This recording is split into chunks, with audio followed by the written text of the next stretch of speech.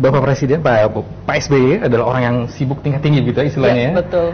Ibu Ani sebagai pendamping negara juga pendamping Pak SBY sama sibuknya begitu. Bu, saya kurang lebih juga mengikuti kita Ibu. Selalu mendampingi mulai dari rutin menulis sampai dengan memotret begitu kan. Ada perkembangan yang Ibu lakukan begitu dan bahkan ini katanya membalas SMS. Nah, benar, saya punya cerita. Karena saya juga pengalaman dibalas SMS yang langsung. Oh, pernah Ibu. ya, Cir ya? Sibuk Langsung tingkat oleh tinggi. Ibu. Iya. Oh. SMS sempat membalas sendiri begitu ya Bu ya? Iya. Gitu ya. Sebetulnya memang saya punya satu handphone yang itu terbuka untuk semua. Artinya masyarakat bisa memberikan masukan kepada saya. Tentu yang itu harus disampaikan kepada Bapak Presiden, saya sampaikan kepada Bapak Presiden. Tapi ada juga yang memang ada urusan-urusan kecil, urusan rumah tangga, kadang-kadang harga bawang yang naik begitu, dan kemudian saya balas. Kadang-kadang tidak langsung saya balas, tetapi biasanya ketika ada waktu luang. Nah, pada waktu perjalanan misalnya ada acara mendampingi Bapak Presiden, dalam perjalanan saya bisa membalas, saya balas, begitu ya. Kadang-kadang tengah malam juga saya balas. Memang saya kadang-kadang suka ditegur sama Bapak. Gitu. Sudah lah, ini kan sudah malam. Jam 1, jam 2, jam 3 subuh. Masih begini ya Pak ya? Masih membalas ya, tentu saja. Artinya setelah lewat subuh lah dibalas gitu. Tapi kadang-kadang memang urgent. Saya juga pernah telepon di tengah malam dengan rakyat kita. Karena memang mereka memerlukan perlindungan dari pemimpinnya. Jadi ibaratnya round the clock lah, 24 jam itu ini memelihara komunikasi melalui SMS dengan rakyat kita. Ternyata cukup efektif ya Bu, dan isi aduannya macam-macam ya. Sangat. Dari persoalan bawang tadi sampai apa lagi Bu? Mungkin soal-soal ini ada misalnya pernah suatu saat saya saya mendapatkan SMS dari seseorang di Jambi. Dia merasakan, Ibu bagaimana sih? Saya ini sudah cacat, orang miskin. Kok saya mau berobat aja mendapatkan kartu Jamkesmas saja kok susah. Sulit sekali. Saya dipingpong ke sana ke sini. Kemudian saya minta izin Bapak Presiden untuk menyampaikannya kepada Menteri Kesehatan. Waktu itu masih Ibu Siti Fadilah. Kemudian saya berikan nomor nomor HP-nya yang bersangkutan, kemudian diurus dan ternyata langsung dapat. Dan senangnya karena orang ini langsung SMS lagi kepada saya menyampaikan, Ibu terima kasih, sekarang saya sudah bisa berobat. Nah, hal-hal yang seperti ini. Kadang-kadang anak-anak sekolah, Ibu besok saya mau ujian nasional, begitu ya. Pertama kali memang mereka mengatakan, untuk apa sih ujian nasional? Tapi setelah saya jelaskan, kemudian, Ibu besok saya mau ujian nasional, tolong doakan saya. Dalam hati saya bilang, saya dalam hati dan juga saya balas SMS-nya, kamu pasti bisa, begitu ya. Karena kamu sudah persiapan. Untuk itu belajar, itu yang terbaik. Begitu dia lulus, dia merasa saya ikut mendoakan. Dan memang betul, saya juga ikut mendoakan. Dalam arti mudah-mudahan yang bersangkutan, yang SMS kepada saya ini betul-betul dia bisa mengikuti ujian dengan baik. Doanya spesial ya, negara berdua. Dia lulus, dia juga ya menyampaikan kepada saya, Ibu saya lulus. Alhamdulillah Bu, terima kasih semangat yang diberikan oleh Ibu. Tapi ada satu lagi, Ya, yang mana itu? Itu ada suami istri. Oh iya. Bintara marinir mengadu, rupanya cekcok. Nah, cekcoknya luar biasa. Akhirnya kami berdua ikut turun tangan. Alhamdulillah rukun kembali dan sampai sekarang mereka berbahagia.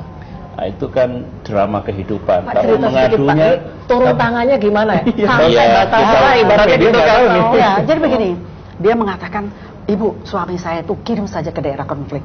Nah, saya jawab, loh Bu, biasanya itu selalu mudah-mudahan suami saya tidak dikirim ke daerah konflik. Kok Ibu malah minta supaya suaminya dikirim ke daerah konflik?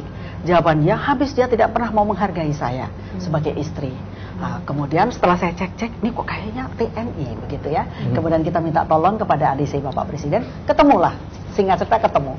Kemudian didamaikan pada waktu itu, mungkin melalui komandannya, begitu didamaikan. Setelah itu telepon lagi kepada saya, Ibu terima kasih, saya sudah baikan kembali, suami saya sudah menghargai saya. Bahkan kami berdua waktu itu langsung berbicara melalui telepon. Dengan yang cekcok tadi. Yang cekcok tadi. Siap. Bapak bilang katanya yang rukun-rukun ya, jangan berantem lagi. Gitu. Alhamdulillah, saya senang sekali. Jangan bayangkan hanya politik saja begitu ya. Iya betul. itu rakyat kita semua. Gitu ya. Nggak menyangka ya, ternyata tugas sebagai kepala negara itu Beragam. Sampai merujukan orang cekcok. Mungkin mereka menganggap bahwa saya sebagai ibunya mereka, karena mereka punya, mungkin memanggil saya kan ibu negara, jadi dianggapnya seibunya, jadi mereka mengadukan begitu. Baik, kita masuk ke ranah demokrasi sendiri. Kita tahu bahwa Indonesia adalah negara yang dipandang dunia internasional sebagai negara demokrasi yang berkembang. Di tengah kebebasan mengungkapkan pendapat begitu, tidak sedikit yang kemudian sifatnya menghujat Bapak gitu kan, membicarakan dari sisi miringnya begitu. Ibu bagaimana menghadapi hal ini dan mengelola situasi ini seperti apa, Bu? Iya, memang berat sekali dalam era demokrasi seperti ini. Saya tahu persis Bapak SBY ini sudah bekerja siang dan malam untuk rakyatnya, untuk bangsanya, untuk negaranya. Sudah betul-betul kadang-kadang kurang tidur begitu ya. Tapi masih saja ada yang menghujat ya. Kalau mengkritik sih nggak apa-apa ya, tetapi ini menghujat, kemudian menghina, bahkan menfitnah.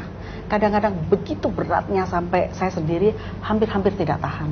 Tetapi cara saya adalah satu, bercerita kepada keluarga, kepada Bapak. Yang kedua tentu berdoa, berzikir, kemudian sambil ya terus memperbanyak kesabaran. Ya.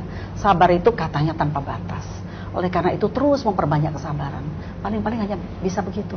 Tapi pernah juga sih terus terang saja sampai menitikan air mata. Gitu ya, Bu. Manusia ya, Bu ya, bisa sampai menitikan air mata. Ini beberapa kali Mas ya, Mas Hajir, Mbak Eno.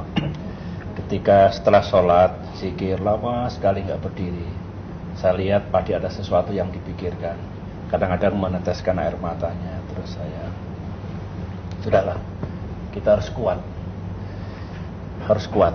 Kalau kita sama-sama menguatkan diri kita, insya Allah Allah akan melindungi, dan seberat apapun tugas akan bisa kita emban. Nah, dalam kaitan itulah benar, kadang-kadang terasa berat sekali, tetapi ya saya bilang harus kita jalani. Gitu, Bu. Karena menuju 2014 ini juga begitu ya. Sangat, apalagi akhir-akhir ini ya, luar biasa yang kita terima, terutama sekeluarga ya. Sekeluarga bahkan, Bu ya. Ya, artinya ya betul. Coba bisa dilihat tuh fitnahan-fitnahan bukan hanya untuk Bapak Presiden, tapi kadang untuk saya, kadang untuk anak-anak. Jadi ini yang membuat kita kadang-kadang juga sampai apa namanya, ya boleh dikatakan sangat bersedih lah, boleh dikatakan seperti itu. Tapi kalau ingat kembali kita masih punya keluarga yang saling mencintai satu dengan lain, saling menguatkan satu dengan lain, dan doa kepada Allah yang Maha Kuasa. Tapi kita kuat, Mas. Kita semua kuat keluarga. Insya Allah tetap tegar, kuat.